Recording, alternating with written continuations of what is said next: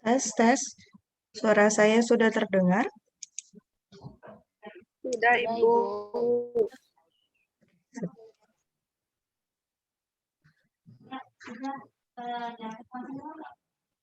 Mbak Farah PJ-nya semester ini?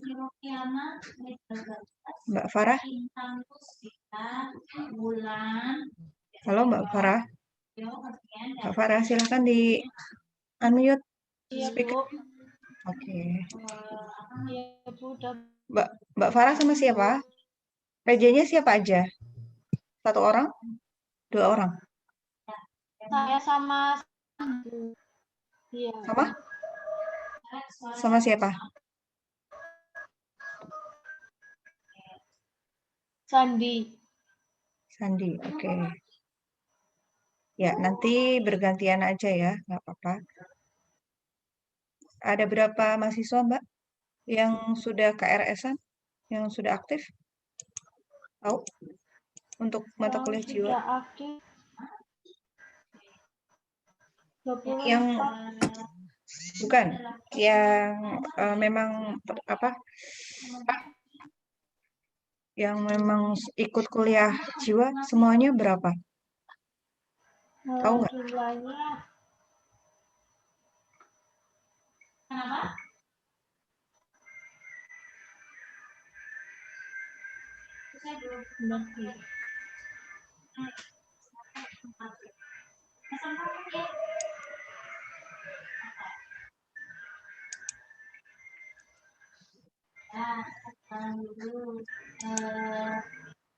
saya biasanya karena dari atas 96 biasanya saya lebih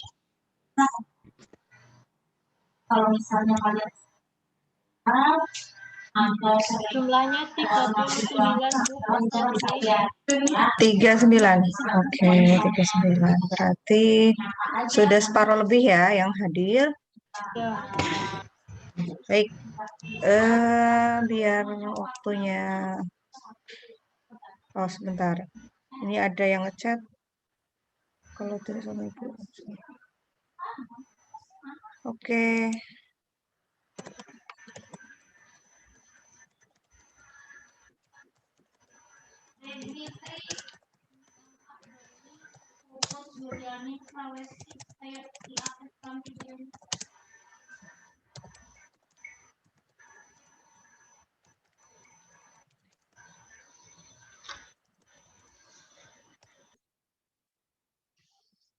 Ya, sudah 30 orang. Bagaimana teman-teman? Mau dimulai atau menunggu yang belum hadir?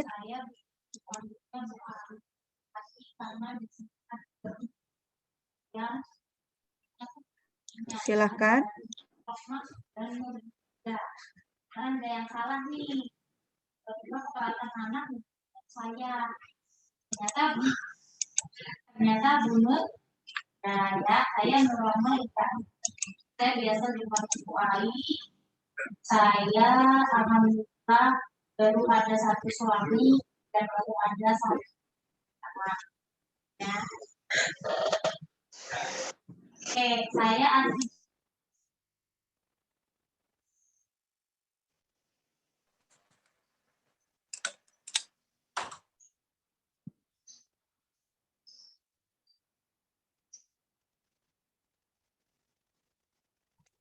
Ya, jadi nanti kalau teman-teman pada mau ke Jogja, Bu, penginapan mana Bu yang murah? Oke, baik. Mbak Eka Susi, Mbak Eka Susi Indriani. Halo, yang lagi di kereta, nggak apa-apa, ditampakkan aja, dinyalakan saja videonya. Silakan dinyalakan. Oke, ya, insya Allah luar biasa ya. Demi mengikuti kuliah perdana, tetap bisa mengikuti dimanapun ya. Ya, kita tidak terbatas ruang dan waktu ya. Jadi, oke, silahkan manfaatkan kesempatan ini dengan sebaik-baiknya ya. Tidak ada rotan akar pun jadi. Meskipun tidak ada di ruangan yang nyaman ya. Saya berharap kuliah perdana ini bisa diikuti semua mahasiswa. Oke, baik. Kita mulai aja ya, sudah 34 audien yang sudah ada di layar kaca saya. Ya, baik. Kita foto dulu ya. Nggak apa-apa ya. Oke, sudah biasa kan foto? Oke, baik. Ya, bukan buat LPG, buat kenang-kenangan. Oke. Ya, senyumnya yang lebar. Nggak usah mikirin, oh nanti tugasnya gimana. Belum apa-apa, jangan mikirin tugas dulu ya. Oke. Yuk, 1, 2, 3. Oke. Bentar.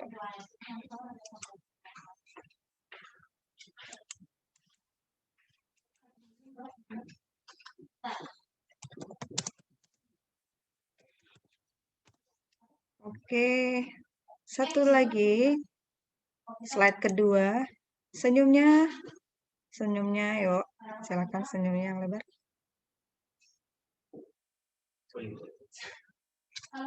Satu, 2, 3. Jangan ada yang ngantuk ya. Dilarang ngantuk ini. Walaupun ini jam-jam rawan. Nggak apa-apa. Saya cuma sebentar kok ya. Nggak sampai jam 3 insya Allah. Oke. Ya, karena memang banyak hal yang nanti akan saya sampaikan. Tapi insya Allah tidak sampai jam 3. Oke.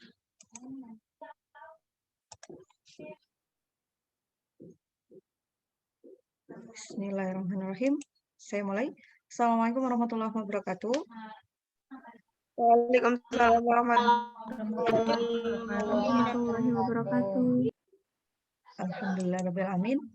Segala puji bagi Allah yang sudah memberikan banyak kenikmatan sehingga kita semuanya masih diberikan kesempatan untuk bertemu meskipun di ruang Zoom, tapi insya Allah tidak mengurangi semangat kita untuk menuntut ilmu ya.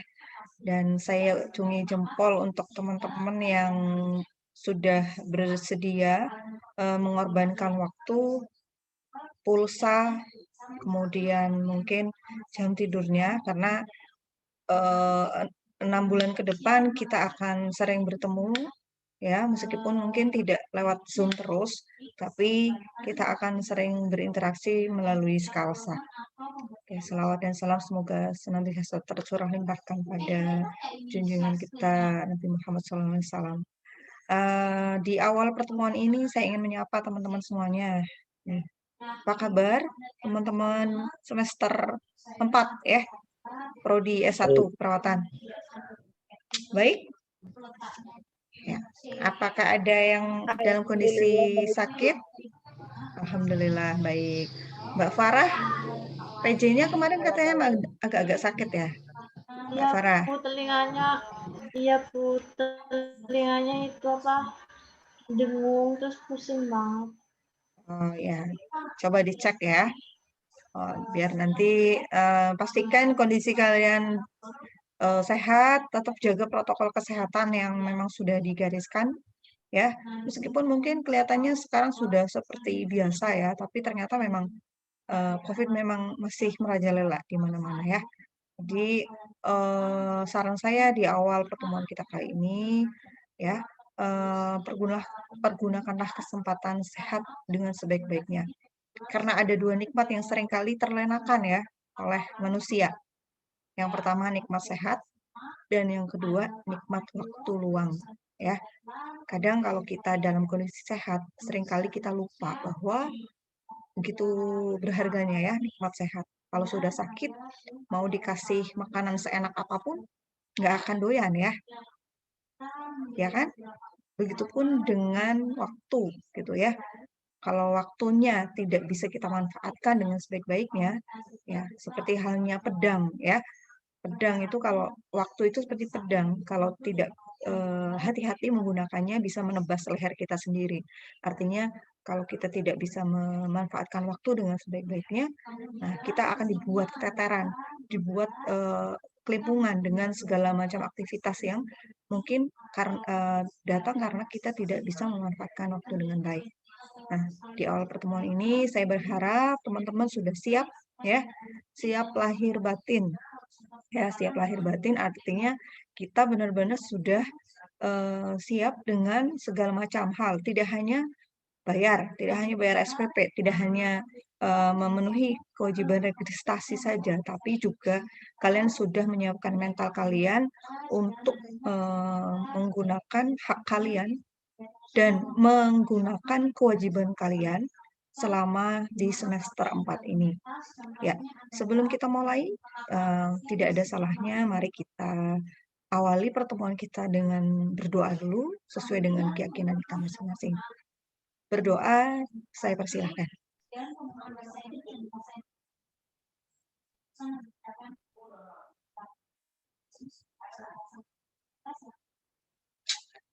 Oke, baik.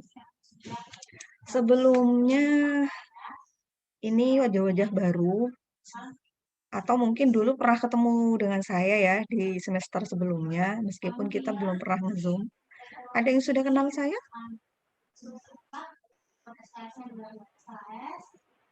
Mbak Farah sudah tahu saya sebelumnya?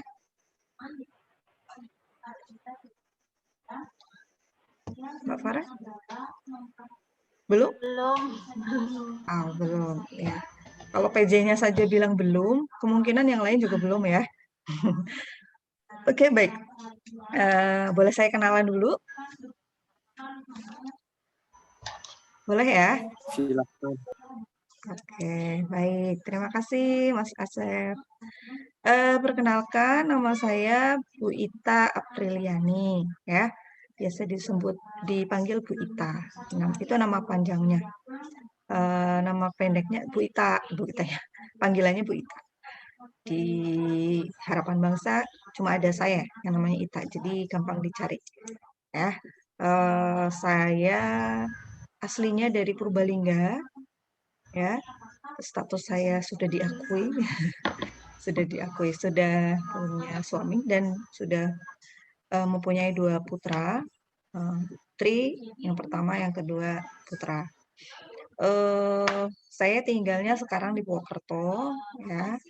Jadi kalau ada yang asli Purwokerto, dulu saya baru tahun ini saya mutasi, saya pindah ke Purwokerto. Jadi sebelum-sebelumnya saya tinggal di Purbalingga. Nah, kalau sekarang saya tinggalnya di Jalan Gunung Sumbing, dekat Rektorat Unsud ya. Jadi seberangnya Rektorat, agak ke selatan sedikit. Nah, itu di situ rumah saya. Latar belakang pendidikan SD sampai SMA ada di Purbalingga, ya.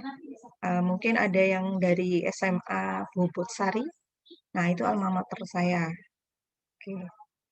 Terus D3 dulu ya.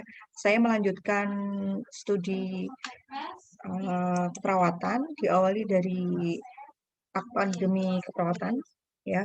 Waktu itu saya langsung hijrah, langsung berkelana ke daerah Wetan di Akperma Mbak Ulum, Surakarta, ya, di Solo. 3 tahun, lulus D3 saya sempat kerja di puskesmas, magang, ya, magang. Kalau magang itu nggak dibayar ya. Kalau magang itu nggak dibayar. Jadi saya berusaha mengisi waktu saya untuk bisa lebih mendalami ilmu yang sudah saya dapatkan. Kurang lebih 3 bulan di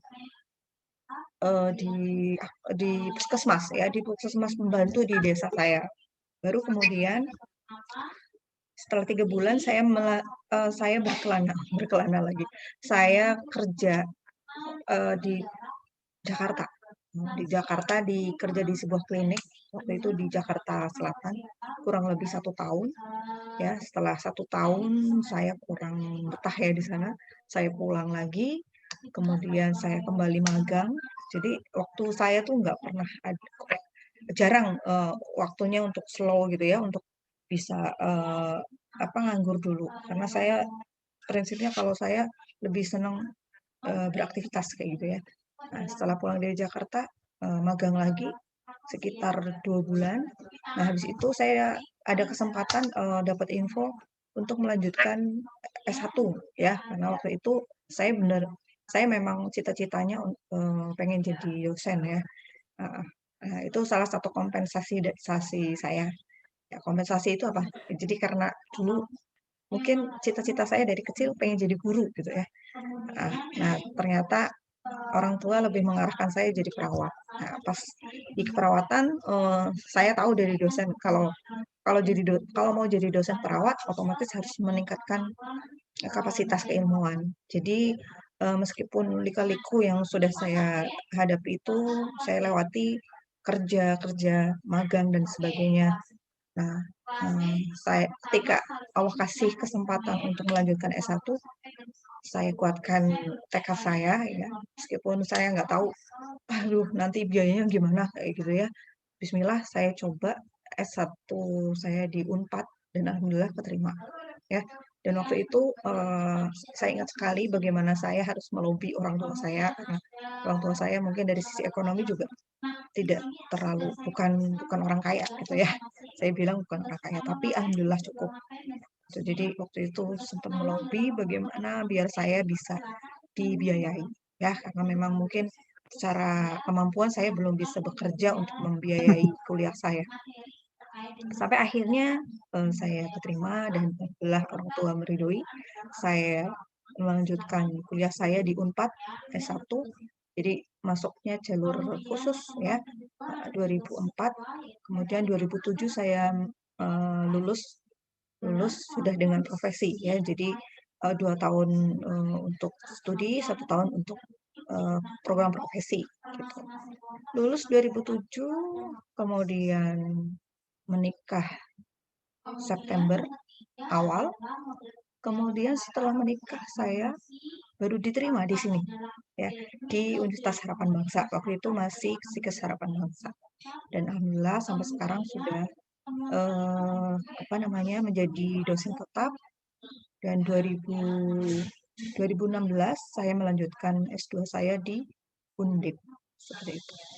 Nah, untuk home base saya insya Allah masih istiqomah ya di keperawatan jiwa bersama dosen yang lain ya ada Bu Arni dan Bu Ririn seperti itu.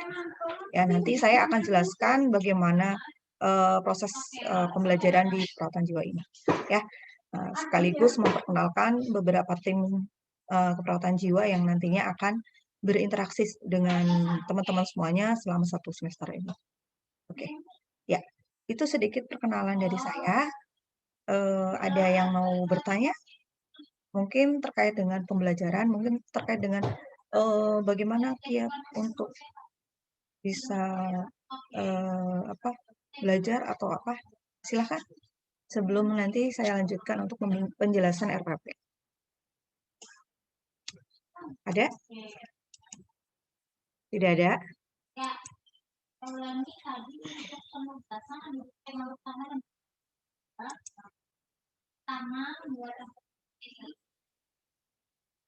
Ada nggak?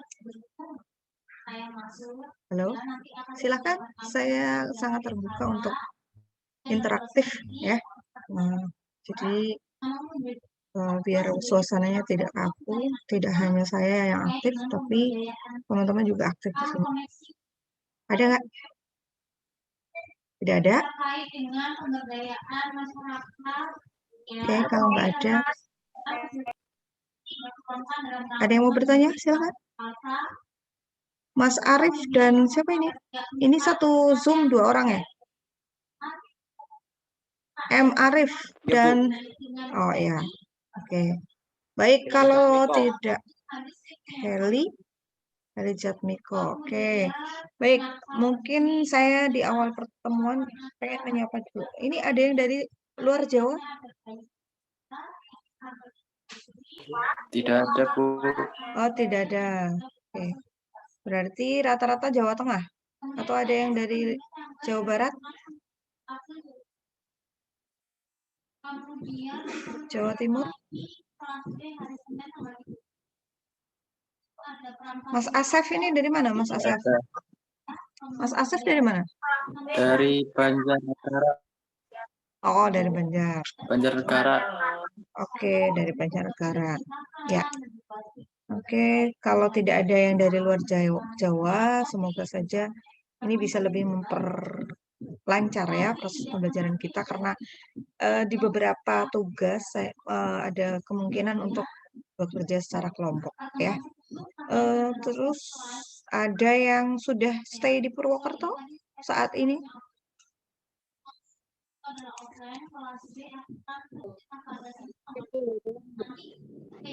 Ada? Belum. Belum. Berarti masih di rumah semua?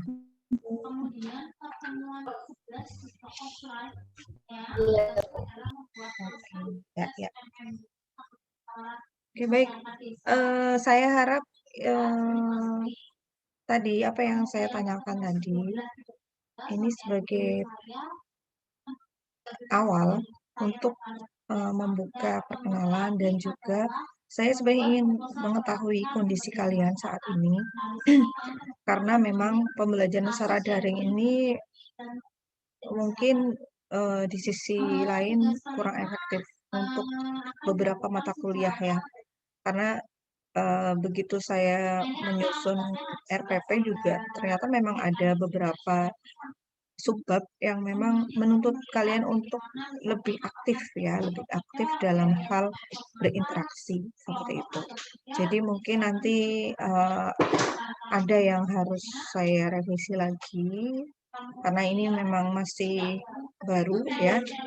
Nanti saya akan upload RPP-nya jika memang sudah benar-benar fix ya. Sementara ini skalanya masih kosong ya. Nanti akan saya kasih keterangan dan sebagainya biar nanti kalian lebih jelas. Baik, kalau tidak ada lagi yang mau ditanyakan, mohon izin untuk share screen ya, terutama untuk penjelasan RPP. Ya, boleh? Boleh, Bu. Oke, ya. Baik, saya coba share screen.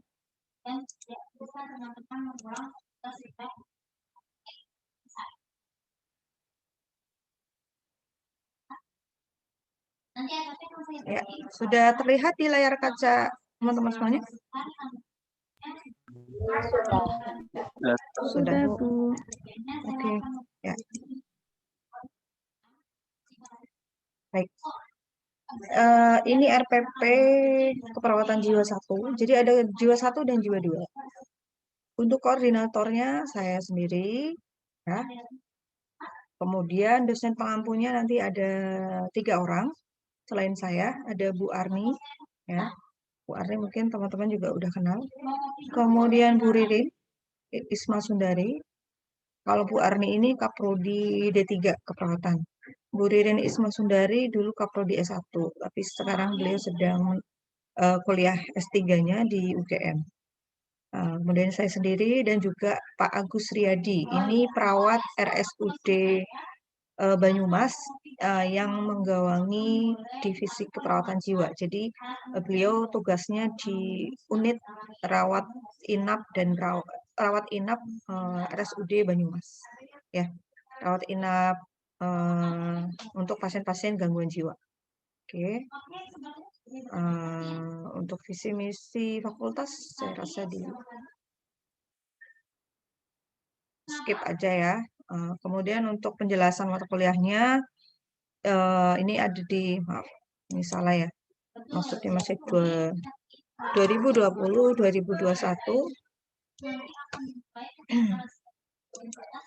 Keperawatan jiwa 1 ada di semester 4 ya, dengan bobot SKS ada 3 SKS, terdiri dari 2 teori dan 1 praktek ya. Jadi nanti ada skill ya, ada skill yang memang harus dilakukan oleh kalian. Jumlah tatap muka ada 3 jam per pertemuan, nanti ada semuanya ada 14 pertemuan, plus beberapa pertemuan di praktikum ya. Jadi memang mau tidak mau untuk keperawatan jiwa ini memang harus tetap melakukan praktikum karena sebagai salah satu penilaian soft skill-nya. Untuk deskripsi mata kuliah di keperawatan jiwa ini kita akan mempelajari dan membahas tentang konsep, prinsip, serta tren dan isu kesehatan keperawatan jiwa. Dalam mata kuliah ini juga nanti akan ada sistem adaptif dalam tentang respons sehat jiwa, kemudian psikodinamika, dan masalah kesehatan jiwa yang umum yang terjadi di Indonesia. Upaya keperawatan dalam pencegahan gangguan jiwa meliputi upaya primer, sekunder, dan tersier terhadap klien dengan masalah psikososial dan spiritual, serta gangguan jiwa juga merupakan fokus pada mata kuliah ini. Kemudian di samping itu untuk pemahaman teman-teman semuanya, di keperawatan jiwa ini juga ditanamkan bagaimana membina hubungan terapeutik secara individual dalam konteks keluarga. Pengalaman ini juga akan berguna dalam memberikan pelayanan asuhan keperawatan jiwa dan integrasi keperawatan jiwa pada area keperawatan. Untuk penggunaan pembelajarannya, ya, pada jiwa 1 ini kegiatan belajar karena masih daring, jadi melalui online class, kemudian diskusi di forum diskusi, kemudian nanti biasa ada tugas, kuis, dan juga nantinya tetap menggunakan paradigma student center learning, ya. Berikut juga dengan praktikum dan sebagainya. Kemudian untuk capaian pembelajarannya, ini ya, nanti teman-teman bisa baca. Intinya di keperawatan jiwa ini menyangkut beberapa hal, ya. Jadi walaupun belajarnya jiwa, tapi kita tetap bersentuhan dengan keperawatan yang lain.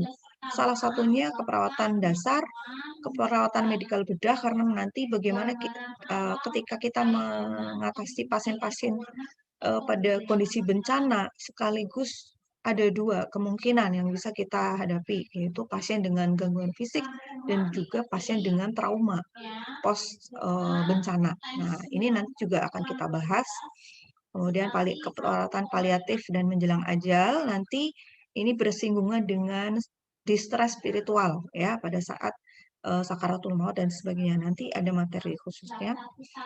Ada juga keperawatan anak, maternitas, keperawatan komunitas dan keluarga, karena nanti kita akan bersentuhan dengan beberapa agregat, mulai dari ibu hamil sampai lansia, yang itu memang notabene ada di komunitas dengan masalah-masalah psikologis, ya, psikososial juga.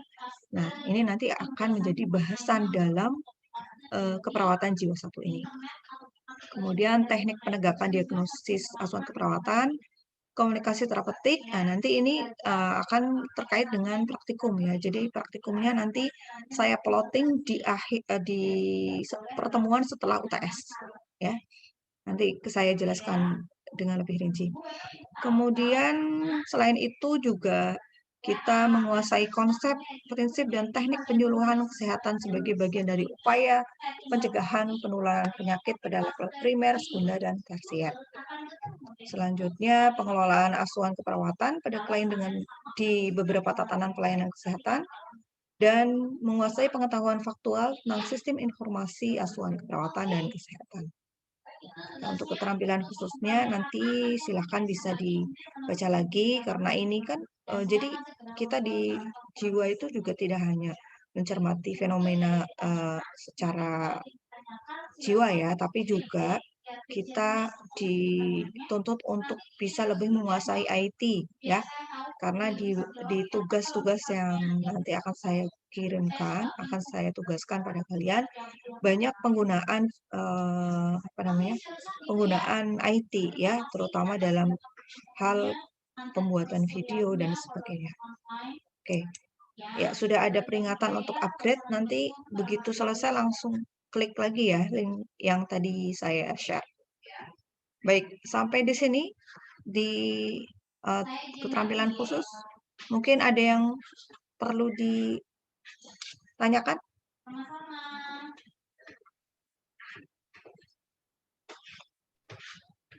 Ya, di sini nanti kita juga akan belajar bagaimana mengevaluasi praktik keperawatan, dan juga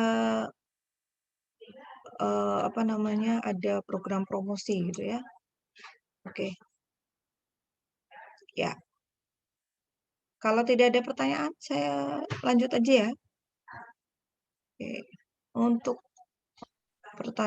untuk capaian pembelajaran mata kuliah, Ini hampir sama ya, seperti yang sudah saya bacakan di atas. Ini scoop secara lebih secara lebih simple. Berikutnya kriteria penilaian. Ada UTS, UAS.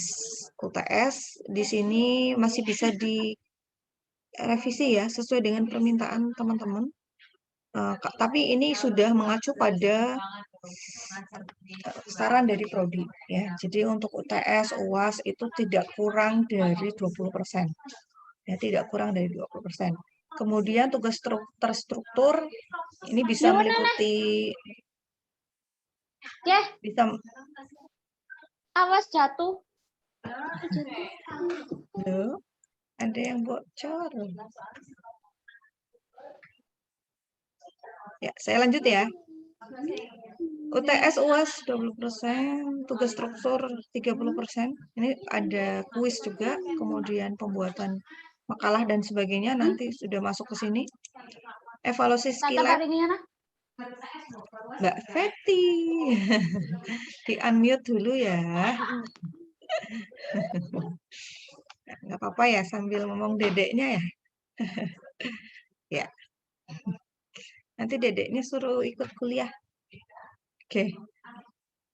UTS UAS tugas struktur, evaluasi skill lab 20% dan soft skill. Nah, soft skill meskipun nilainya seperti ini, tapi ya saya berharap ini tidak disepelekan. Sudah 1 tahun berjalan dengan soft skill, dengan pembelajaran daring, ya. Soft skill ini sebenarnya kita dapatkan dari nilai apa sih? Nah, salah satunya adalah ketika melakukan Zoom atau juga ketika pengumpulan tugas dan juga saat berkomunikasi secara langsung dengan dosen, ya, baik itu di forum diskusi maupun di chat pribadi, ya, baik itu melalui email maupun WA. Apa yang dinilai? Soft skill, sikap, perilaku kalian ketika berbicara. Berbicara itu tidak hanya berbicara secara lisan ya, tapi melalui tulisan, melalui WA yang kalian kirim. Ya. Jadi tolong karena kita itu sedang dididik, teman-teman itu sedang dipersiapkan untuk menjadi seorang perawat ya. Perawat itu tidak hanya dilihat dari kemampuan secara akademik, kemampuan secara skillnya. Anaknya pinter, Bu, jago nginfus, Bu, jago pasang kateter, Bu. Tapi maaf, secara sikap, secara perilaku ternyata dia itu kalau ngomong nyelkit, Bu. Dia itu kalau bersikap itu kurang menghargai orang lain. Sudah ambiar. Sudah itu. Nilai akademik, nilai nilai skillnya, skill secara keperawatan bisa jadi terhapus hanya karena sikap dan perilaku yang tidak terpuji. Nah, saya nggak mau nih teman-teman dari UHB semester 4 ini punya sikap yang kurang terpuji ya. Bagaimanapun nanti kalian ketika sudah lulus itu yang dilihat bukan hanya tampilannya saja, tapi benar-benar dilihat inner beauty-nya, dilihat bagaimana kalian membawakan diri kalian, bagaimana mengatasi pergolakan emosi dan sebagainya. Ya, makanya luar biasa kalau dari jadi perawat itu ya. Saya tuh bangga banget ya setelah jadi perawat. Tahu ilmunya, ya, tahu juga konsekuensinya. Kalau kita salah melangkah, salah bersikap, yang dicerca bukan hanya diri kita, tapi profesi kita. Nah, makanya di keperawatan jiwa ini saya juga nitip pesan banget sama teman-teman ya.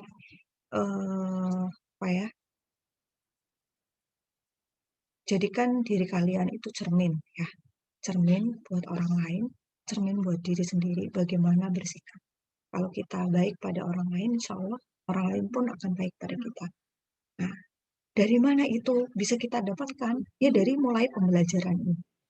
Meskipun kita tidak bisa ketemu langsung, ya, paling tidak ketika kita nge-Zoom seperti ini, saya sebagai dosen juga bisa melihat bagaimana aktivitas kalian seperti itu, ya. Oke, jadi di awal ini juga saya tekankan, walaupun soft skill sepertinya nilainya sedikit, tapi bisa jadi ini menjadi sebuah penilaian yang nantinya akan memuluskan kelulusan kalian di mata kuliah ini, ya. Oke. Baik, untuk referensi ini banyak sekali. Mungkin kalau sekarang kan sudah banyak di internet, kalian meskipun nggak bisa ke perpustakaan UHB, paling tidak beberapa referensi, ya ada 20 referensi untuk pembelajaran kita di perawatan jiwa ini yang bisa kalian dapatkan, mungkin bisa di lewat googling dan sebagainya, ya. Baik, kemudian lanjut langsung ke penjelasan RPP, ya. Di sini nanti semuanya ada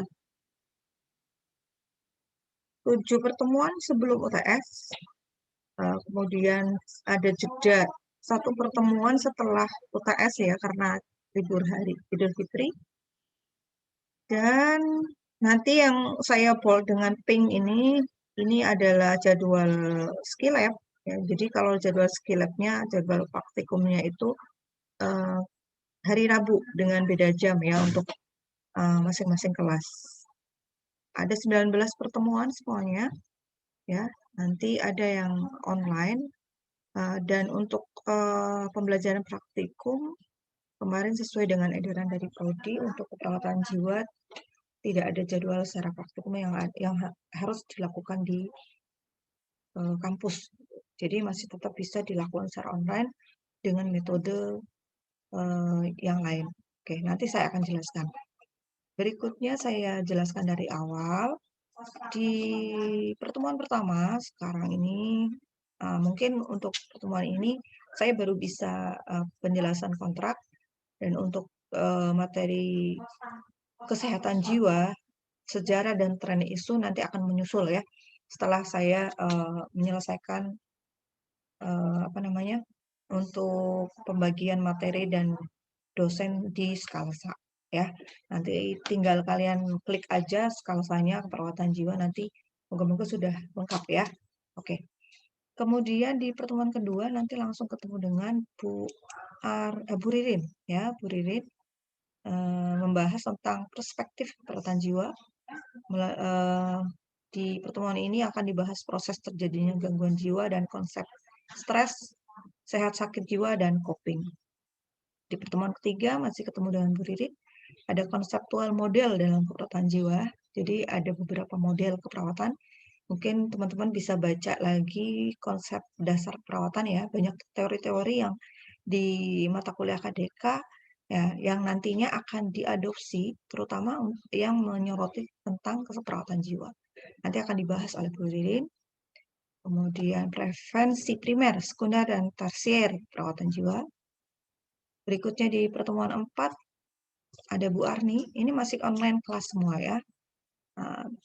Peran perawat jiwa dan pelayanan kolaborasi interdisiplin dalam keperawatan jiwa.